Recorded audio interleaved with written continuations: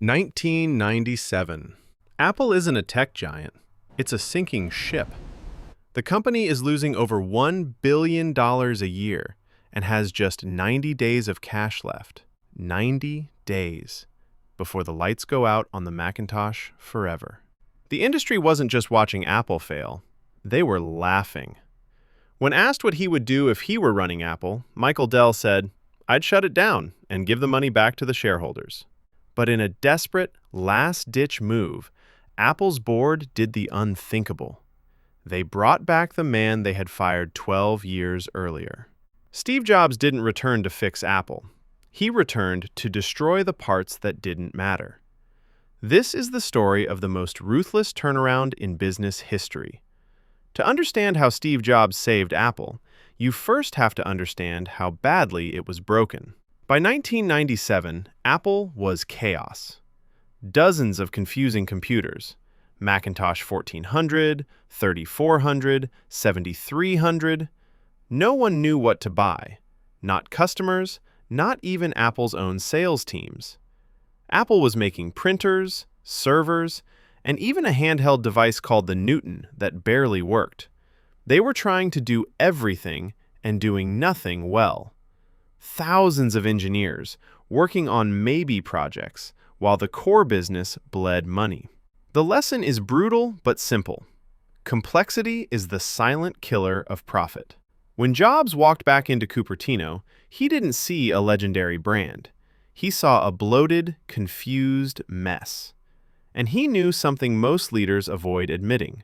To save the tree, you have to cut off most of the branches. Steve Jobs didn't start by designing new products. He started by firing people. He gathered Apple's product leaders in one room and asked a simple question. What's wrong with this company? Then he answered it himself. The products suck. Then came the whiteboard moment. Jobs drew a simple 2x2 grid. Across the top, consumer, professional. Down the side, desktop, portable.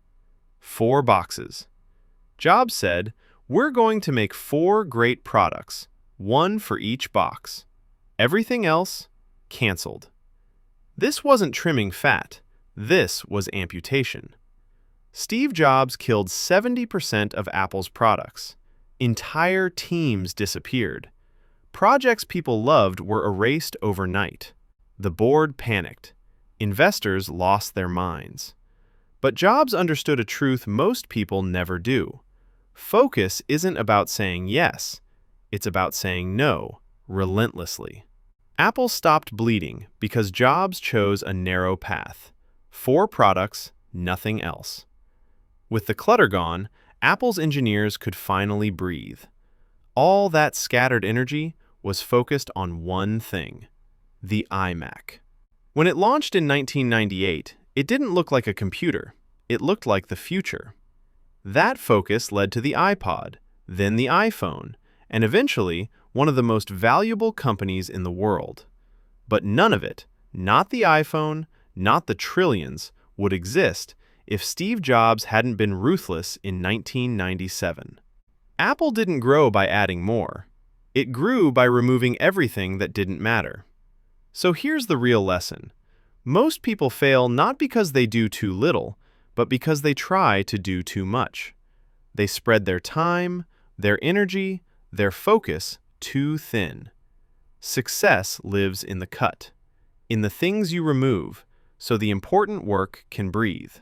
Apple was saved by a whiteboard and a marker.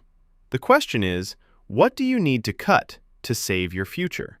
Subscribe to The Wealth Angle for more real stories about the decisions that build empires.